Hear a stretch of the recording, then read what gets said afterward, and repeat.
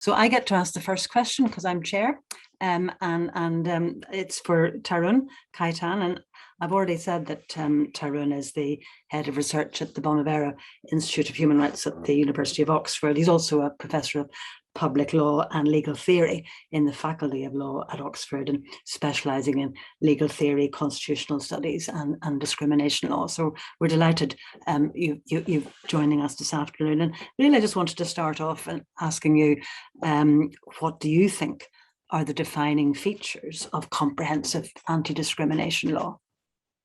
Well, thanks very much, Evelyn, and I'm very grateful to the Equal Rights Trust for asking me to join you. I believe there are three key defining features of comprehensiveness of any anti-discrimination legislation.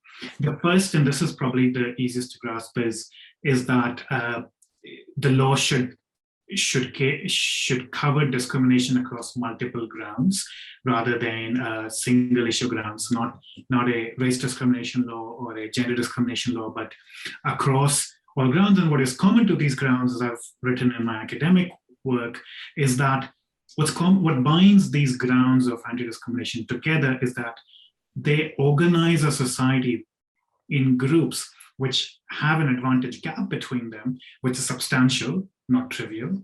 The advantage gap is pervasive, so not just in one sector of society, but in housing, in healthcare, in employment, within families. So we see the same gap everywhere.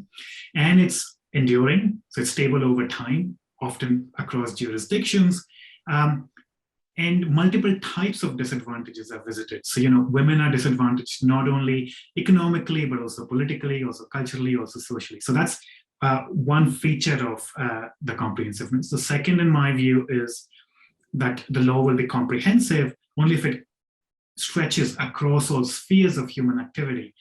So not just the public sphere, which is the state sphere largely, or state contractors, also the market sphere, which will include employment, property, retail, access to goods and services.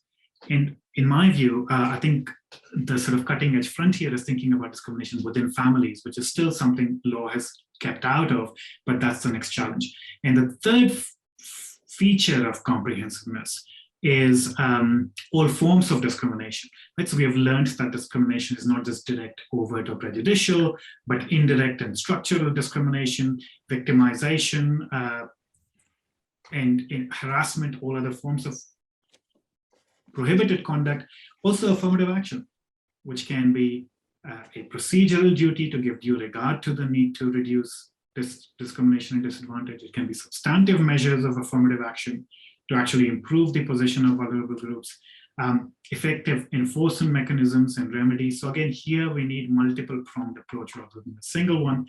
And here, I think the most important challenge is that of class, right? Which is, we've seen the recent narrative of a false conflict between race and class set up in politics.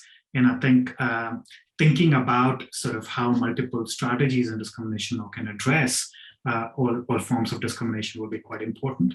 And the final point I want to make on the comprehensiveness of grounds is that there is also a countervailing pressure, which is the number of grounds cannot be so many that all protection is diluted, right? So we have to strike an optimal balance rather than maximizing prohibition across all grounds.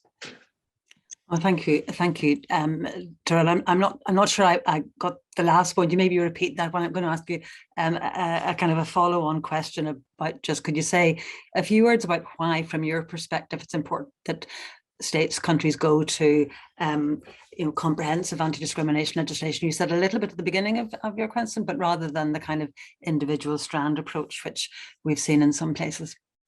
Sure. So the point I was making, Evelyn, was that what we need is optimization of the number of grounds that are protected and not maximization, because there can be a trivialization of what discrimination means if we prohibit discrimination on the basis of all sorts of trivial things that do not mark abiding, pervasive, and substantial disadvantage, and that can also push the law to, the wider the protection, shallower will be the bite of the law. So I think there has to be a seriousness about what discrimination is. That is what I was saying. Mm-hmm. But on your second question about why comprehensiveness is important, there are multiple reasons. I'll just count a few.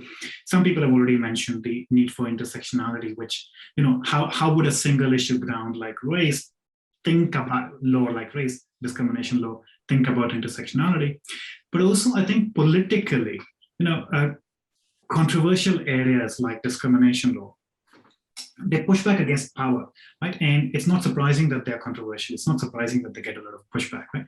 What comprehensive laws do is that they establish the principle of anti-discrimination, which is, whoever you happen to be as a socially vulnerable group, we will look after you. And single issue laws are more readily seen as special benefit laws, and therefore set up the us versus them agendas in debates more easily. So that I think is one idea, that, a principle-based defense of anti-discrimination, I think, can speak to multiple people, even if you are, white, male, upper class, etc. You might become disabled.